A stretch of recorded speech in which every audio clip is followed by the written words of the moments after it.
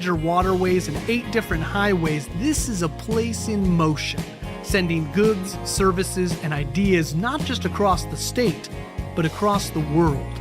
And when the work ends, the day's just beginning, with beaches like West Beach in the Indiana Dunes National Park, exciting hiking and biking trails like the Diana of the Dunes Dare or the BMX track, and local treasures and exciting festivals, you'll know you're in more than just a bedroom community.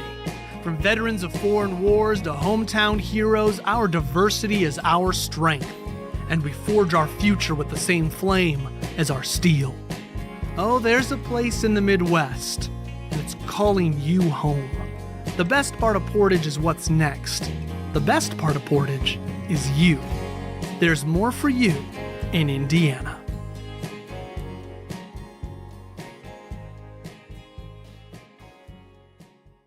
There's a place in the Midwest, 50 miles southeast of Chicago, nestled near the coast of Lake Michigan.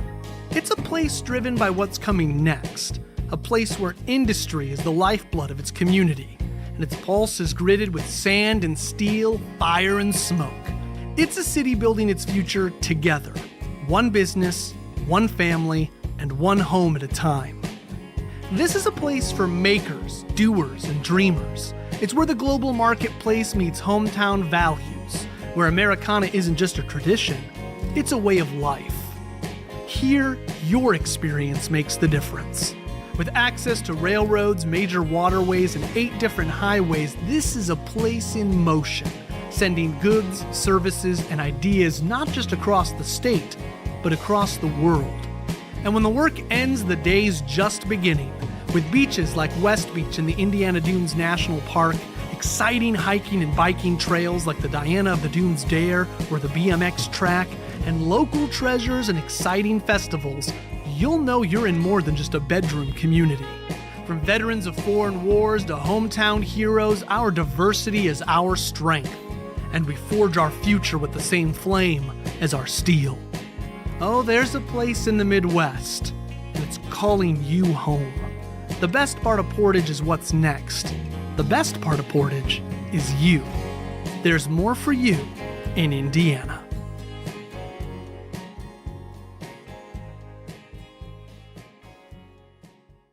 There's a place in the Midwest, 50 miles southeast of Chicago, nestled near the coast of Lake Michigan. It's a place driven by what's coming next, a place where industry is the lifeblood of its community, and its pulse is gritted with sand and steel, fire and smoke. It's a city building its future together, one business, one family, and one home at a time. This is a place for makers, doers, and dreamers. It's where the global marketplace meets hometown values, where Americana isn't just a tradition, it's a way of life. Here, your experience makes the difference. With access to railroads, major waterways, and 8 different highways, this is a place in motion, sending goods, services, and ideas not just across the state, but across the world. And when the world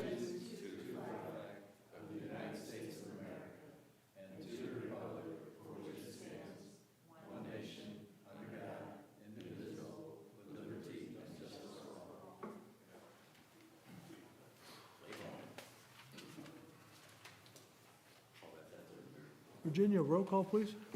Member Gore, Here.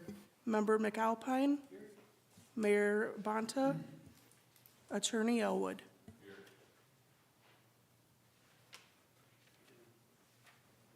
Adam, did you have a chance to look through the minutes, and do you want to make a motion to approve? I make a motion to approve the minutes from last meeting. And I'll second that. All those in favor, say aye. Aye. Staff reports?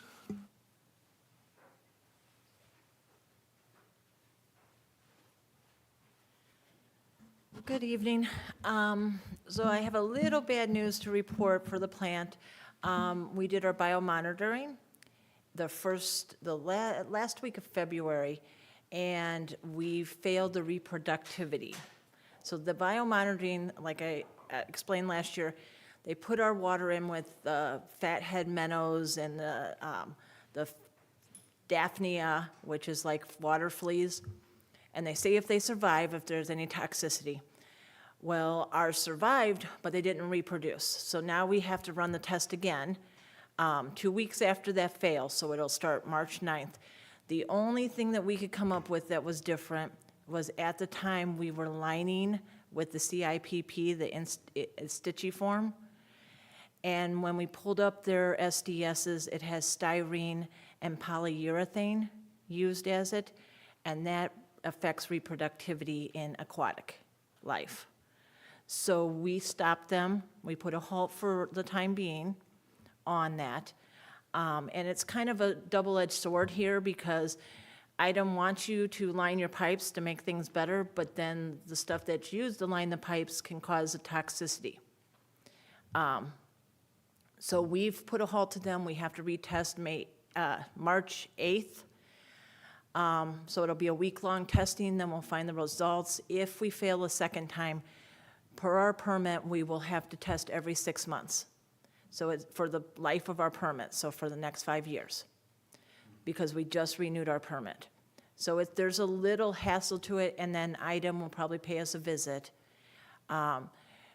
Hopefully, that was the issue. That was the only thing different. We have, the only other time they ever failed this, they said, was 30 years ago, and someone thought that they cleaned the samplers out with bleach. Well, they assume that's what affected the toxicity test at that time. So we have never failed this.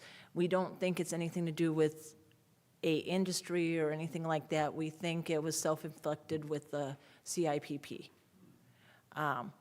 Because it was done really close to our facility when we were doing the testing. So, like I said, we put a halt to it for about 3 weeks to get the testing through, get it done, and then we can resume doing the CIPP. But everything else in the plant is going fine. It was just, that's our major issue right now, that we got concerned. Any questions on that, anything? Okay, thank you. Thanks, Tracy. Dan?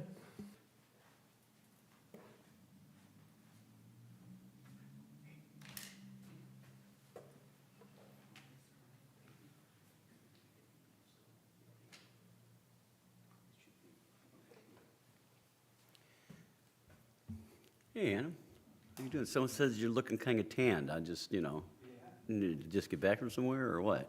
Oh, okay. There's your answer. Anyway, so pretty soon we should be starting lift stations.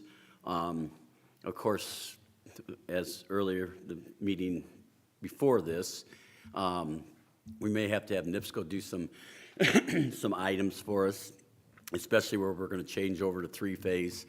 But the thing is that will be covered under the SRF loan. So we don't actually have to pay it out of our budget. So that's a good thing. We were jetting earlier, and now we stopped because of what Tracy was explaining to you. We don't want to stir anything up or anything. So we have it. We're not gonna be jetting any sanitary lines unless it's an emergency until after that testing comes in. Stitchiform, they're moving right along, and then of course, because what Tracy was telling you, they had to stop now. So, but they've actually been moving at a pretty brisk pace. So that's a good thing. They did happen to miss one lateral, and we had to go back and cut it out. Well, they had to come back and cut it out. So, but they took care of that right away. They were in Gurney, and they came down from Gurney and took care of that. Other than that, everything else is going pretty good, and hopefully next month we'll be starting on the lift stations, and we can get them underway, and then we'll be doing a lot of work on the sanitary system, which sorely needed it. So it's a very good thing that we're doing this at this time. So, any questions?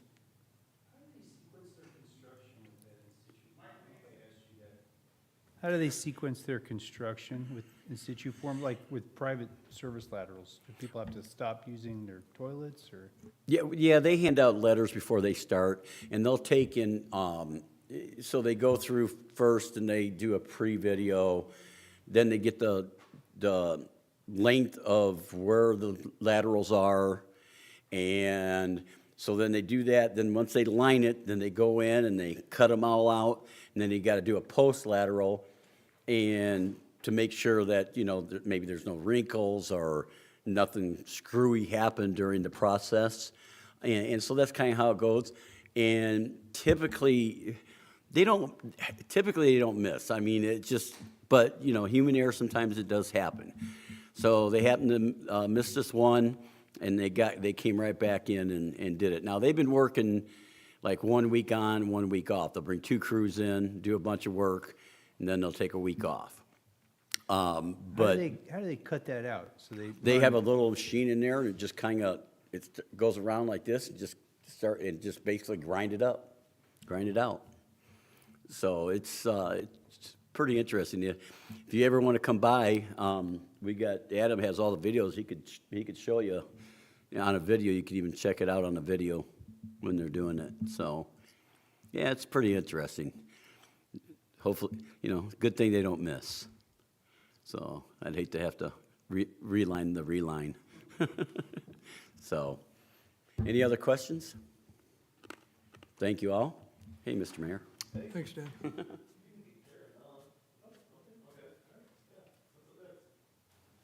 On to unfinished business. Notice to proceed for Highway 249 sewer project. Good evening, everybody. You might recall that at your last meeting, you voted to award the Highway 20/249 sanitary sewer extension project to Grimmer Construction Company. The contract documents have been prepared. They have been submitted. I have reviewed the contract documents. We have performance bonds, payment bonds, insurance certificates, and the contract itself. I've reviewed them. They comply with certainly the numbers in the specs, and the attorney has also had a chance to review the document. So tonight, subject to Ken's input, we're going to recommend that you sign, approve the contract, which is in front of, which we have for the mayor, and authorize the mayor to sign the contract.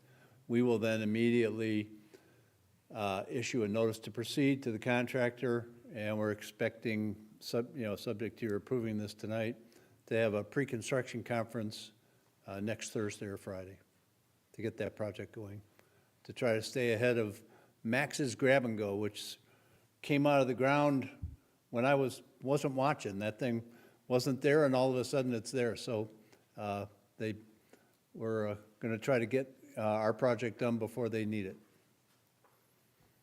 One other thing I would say is we probably want to verify that that Max's has paid us for their share of the project that they agreed to pay. We probably want to make sure that that money is in our hands before maybe before we issue the notice to proceed. Could that be a condition or a contingency on somebody's motion, or would that be the best way to handle? So again, I'd recommend you approve the contract, authorize the mayor to sign it, and authorize me to sign the notice to proceed once the money is, once the developer's money has been received by the city. I'll make that motion. I'll second. So we have a motion and a second. All in favor, please signify by saying aye. Aye. Thank you very much. Thank you. Virginia has the contracts. We'll hope to get your signature on those, Mayor. Thank you. On to new business. Brenda Rodriguez disputing fees.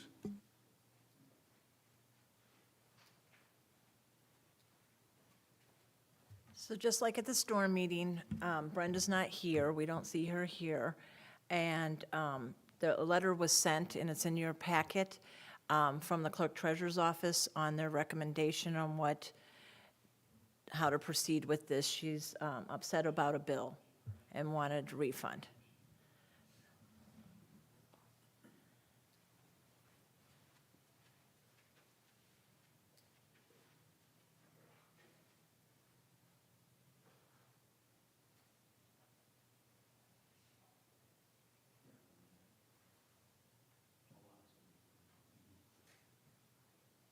Is there a staff recommendation for this? So the clerk treasurer's recommendation, and then I agree with the clerk treasurer on this. The steps that were taken, it was basically it came back with no funds. And so she should be charged the late fee and all of that kind of stuff. So I agree with the clerk treasurer's decision in here that we should keep, that she should be charged that amount.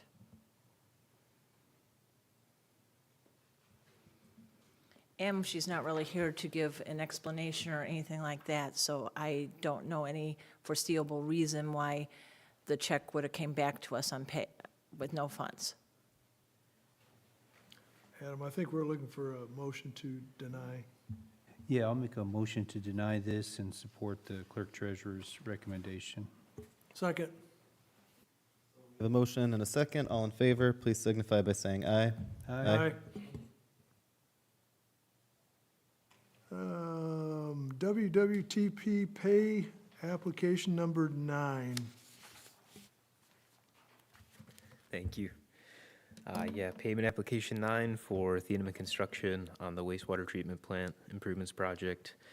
It accounts for procurement of UV equipment, control gates, actuators, and site work, and additional construction engineering.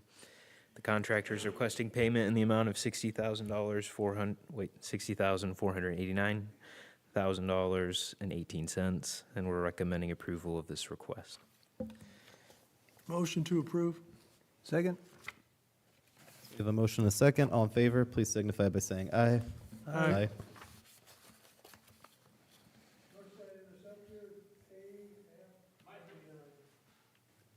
Yep. So payment application number 9 for Thieneman Construction on the North Side Interceptor project largely accounts for installation of all remaining gravity sewer and sanitary manholes, work at the new lift station, dewatering, and additional construction engineering. Contractor is requesting payment in the amount of $900,787.36, and we're requesting approval of this request. Motion to approve payment application number 9? Second. We have a motion and a second. All in favor, please signify by saying aye. Aye. Task order number 2026-01, the final clarifier, solar and screen improvements. Yeah, what you have before you is the CE and Labor Standards Amendment.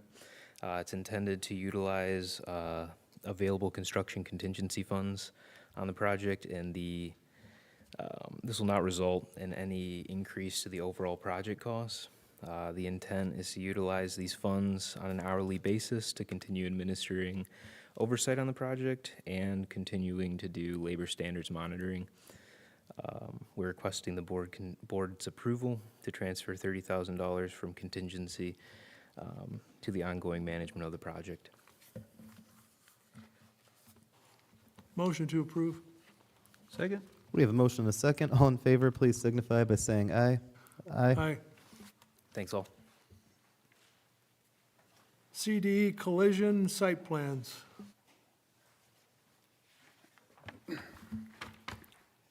Good evening. My name is Steve DeBold. I'm with Chester Incorporated. I'm here tonight representing the CDE Collision Center project. We went to DRC, we went to Planning Commission and got their approvals. And there should be a packet in front of you outlining the site plan and the easement in question. Just to be oriented on the site plan, north is to the right on the drawing. But you'll see an outlined area in yellow. That's the easement that we're looking at tonight. And then the outlined green area is the sanitary sewer ending in the manhole. Now, if you look at this, what we're here tonight is to get permission to allow the parking lot within that sanitary easement. In looking at this easement and looking at that green area, which indicates the sanitary line and ending with a manhole, everything east of that manhole, that sanitary sewer, which is underneath the parking lot, has been abandoned. It's been cut and filled, and so it's not in use right now. Everything that leaves the site flows to the west. So we're just here tonight. We have our approvals from Plan Commission, and this is our last step to be able to move forward with this project. Steve, you're asking for these improvements to be permitted, but nothing to change with that easement? Is that correct? Yeah, we're not really doing anything with the sanitary sewer. We're just here to ask permission to have the parking lot areas over that easement. So we're not doing anything with the sanitary sewer right now. The portion that's underneath that easement and underneath our parking lot, that sewer portion has been abandoned. Mr. Commenda, are you looking to say something Yeah, for our, yeah. maybe our education or clarification? Yes, they just need a variance to put the parking lot over the easement. Everything from Menards goes east on that side of the road, and then everything from the new building that they're building all goes to the west. So and everything else is all taken care of in that area, so it will be no issue to have that parking lot over that easement.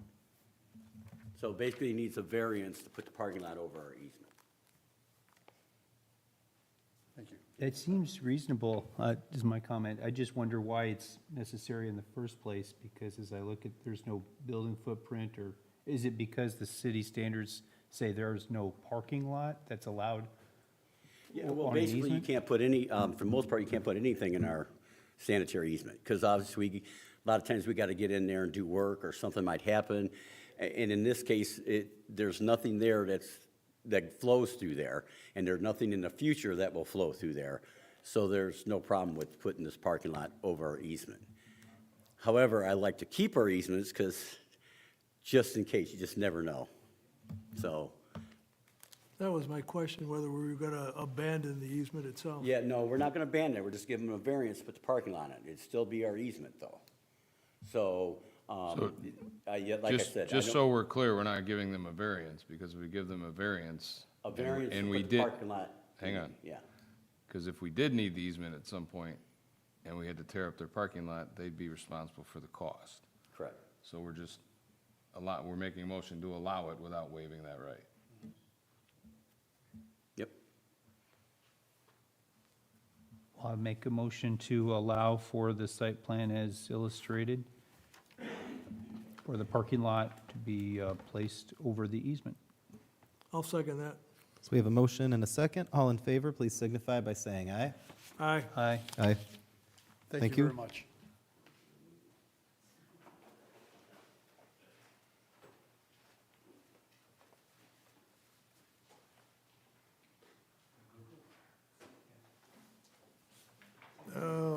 Next item on the new business agenda, open gov discussion.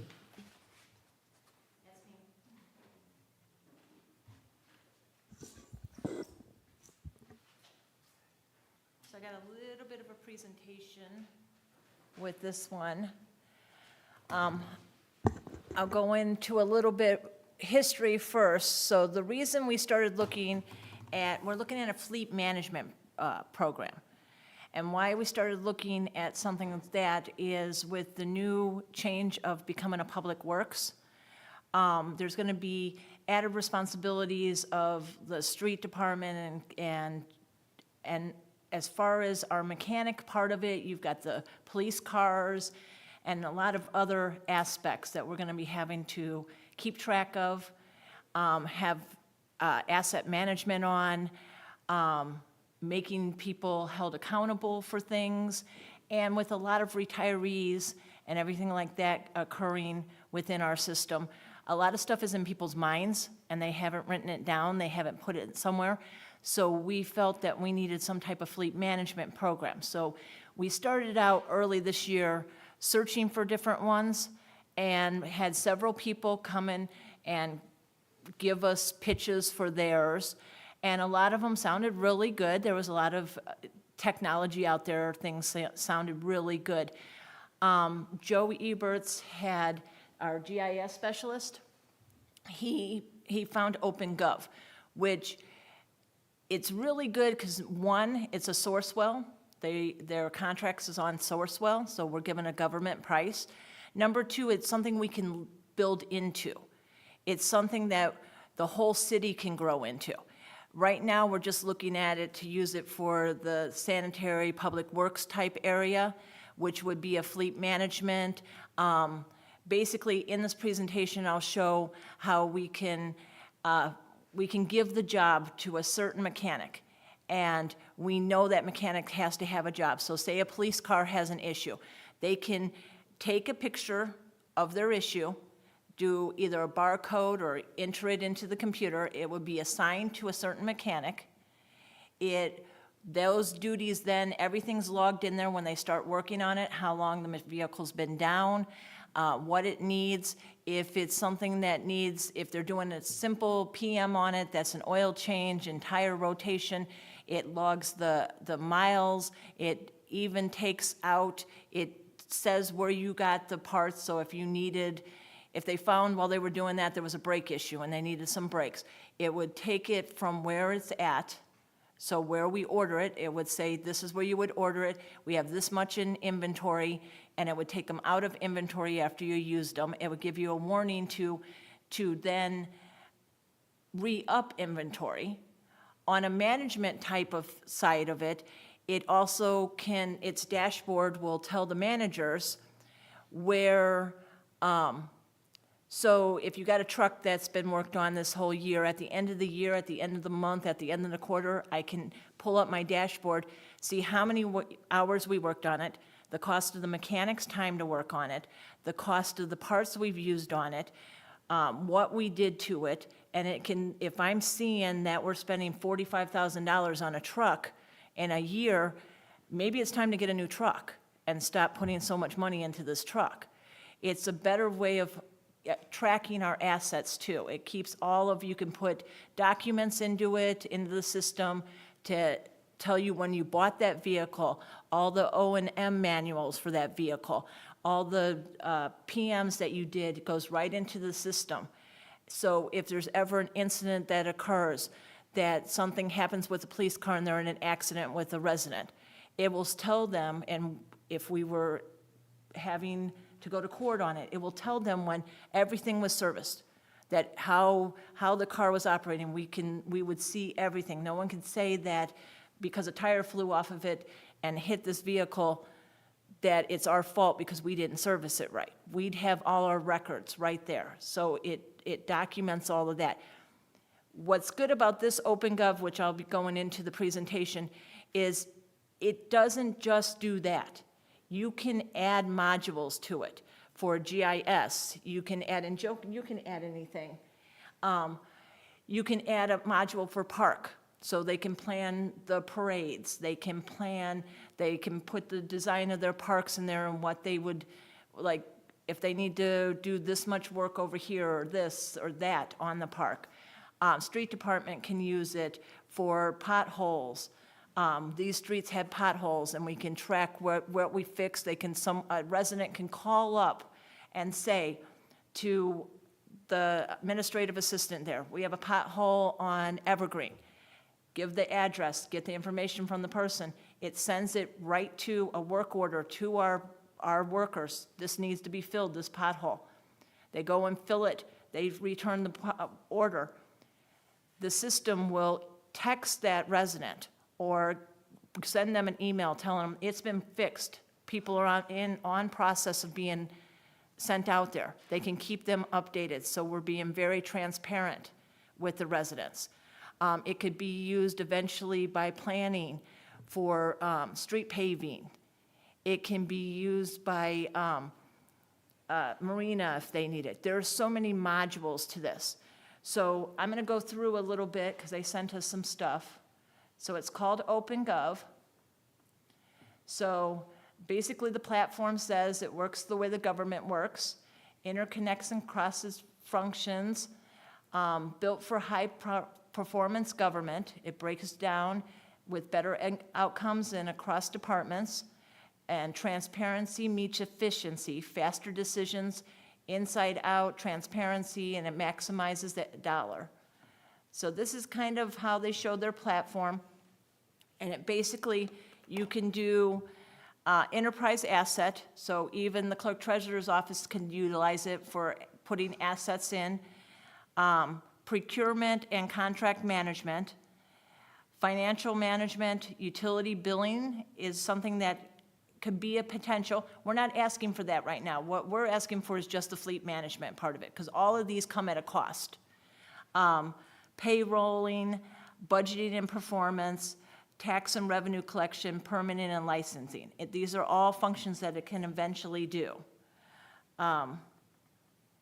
It's built for local government, trusted across Indiana. So one of our questions we asked all of the vendors when we asked them about this is, who are your customers? We were hoping to have people, most of the places we talked to initially, it was like somewhere in Canada or, Indianapolis. First question we asked them, City of Hobart, Gary Sanitary, Tri-County, which is out in Indy, City of Valpo, City of LaPorte, City of South Bend, City of Mishawaka, County of St. Joseph. So we called Hobart. We called Hobart and asked them. They haven't yet utilized it. They're going to start this year using it for fleet management, but they have been utilizing it throughout the city. So the city halls utilized it. They bought the whole aspect. They bought into the whole entire thing. They just started, they introduced it at small increments, and the fleet is starting this year. Really feel comfortable that our fleet manager, our mechanic lead, knows the guy from Hobart really well, that's the lead, and they can work on this together. They can learn from each other and problem solve if we are able to get this. OpenGov for fleet management. It monitors every vehicle and asset. It automates the preventive maintenance based on the hours, mileage, fuel data, costs. They also told us that we can connect our WEX cards.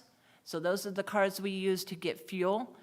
And every time you get the fuel, you're putting your mileage in. Well, it tracks the mileage, and when you get close to your oil change, it'll message the mechanics and say that vehicle needs an oil change. Vehicle 704 or whatever, it needs an oil change because on WEX, this is what they've put in for the mileage. So there's several avenues that it'll monitor it just instead of just our employees going out there and looking, or depending on someone to tell them. It gives crews mobile tools to log inspections, access work orders, and track repairs. Track true costs of ownership with parts, labor, and vendor data. And we can use the dashboards and reports to improve utilization, reduce waste, and justify the fleet investments. Enterprise asset management, assets, know what you have, where it is, and what condition it's in. Work, create assignment, and track tasks. Resources, estimate, assign, and track labor, equipment, materials, and vendors. And infrastructure planning, model asset scenarios, and develop data-driven plans for the future. The asset management domains, so it kind of gives you an idea of the domains that we can choose from.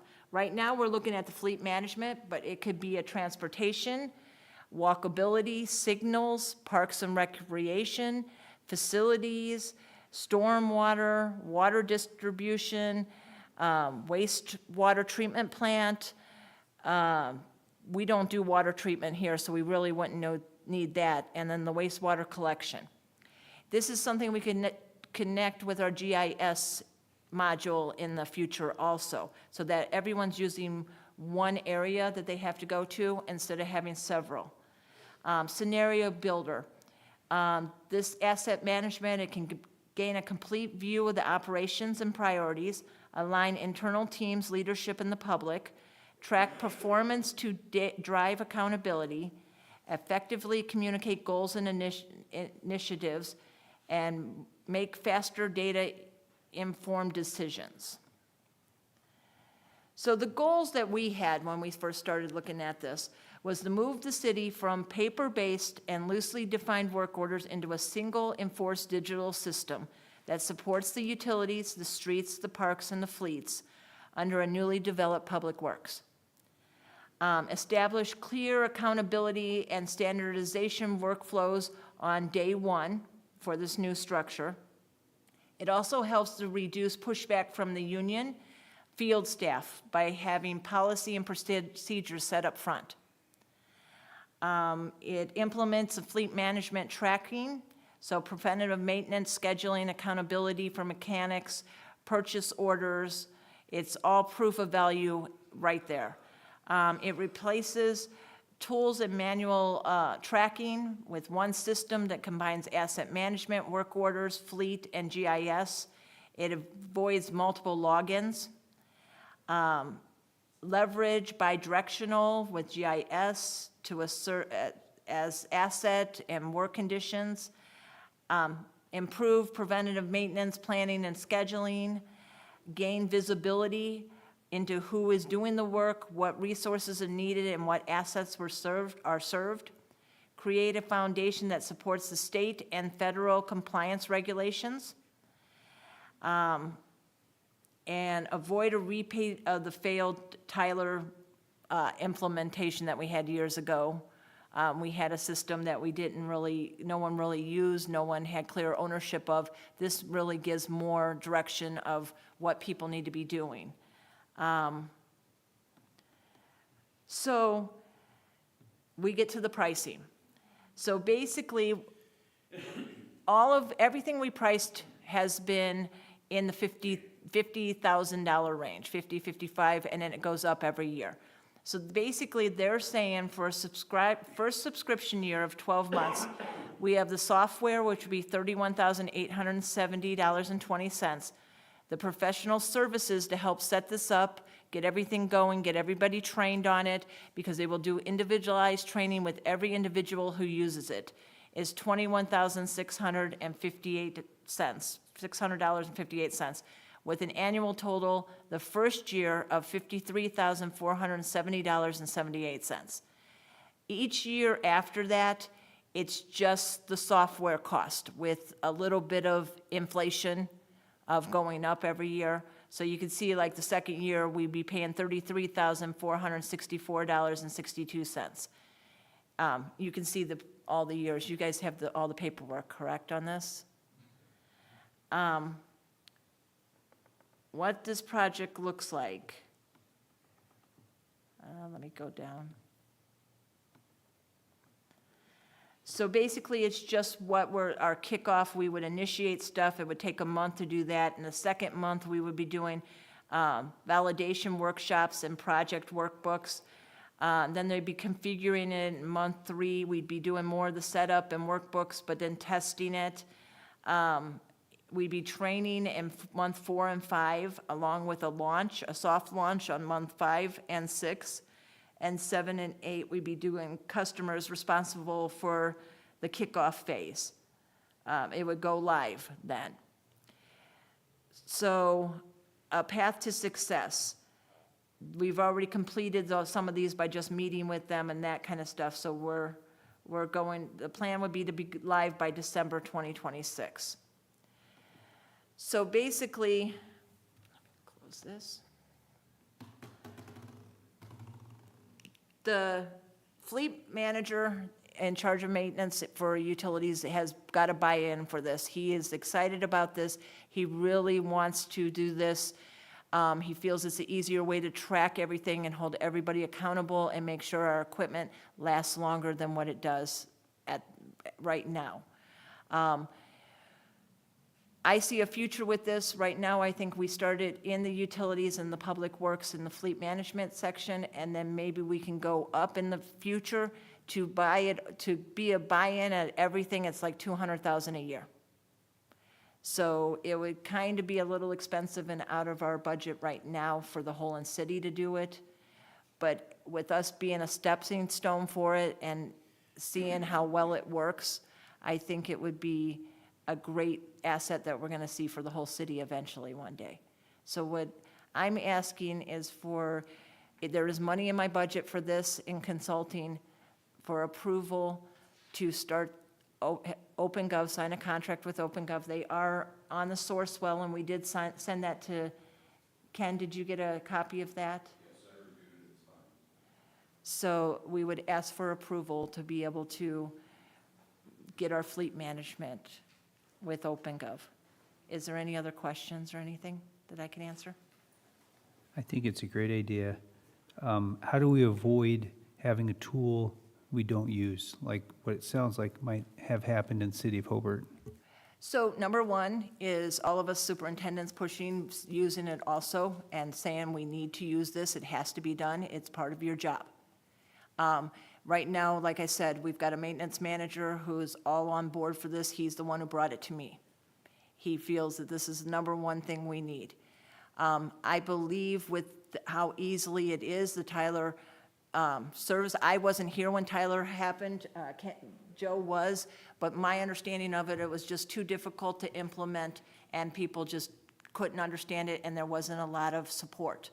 Where OpenGov, from what we spoke to them at Hobart, there is a lot of support on this. They're constantly helping. They're there if you have any questions. They're there to help, and they continue even after their 1 year of the training.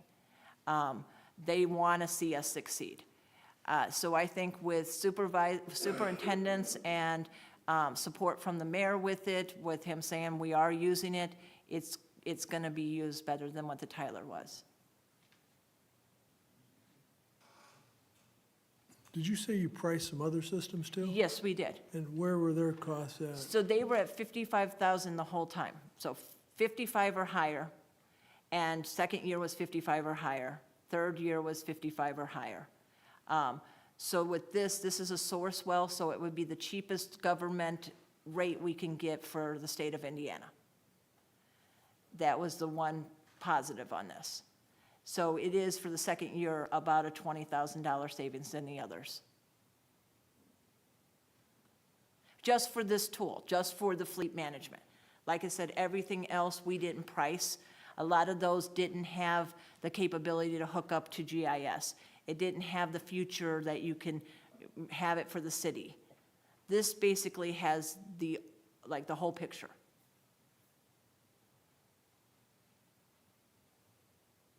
That's the future, so we might as well jump on board, I think. I'll make a motion to approve. I'll second that. So we have a motion and a second. All in favor, please signify by saying aye. Aye. Thank you. Thank you. Is there a motion to pay the claims?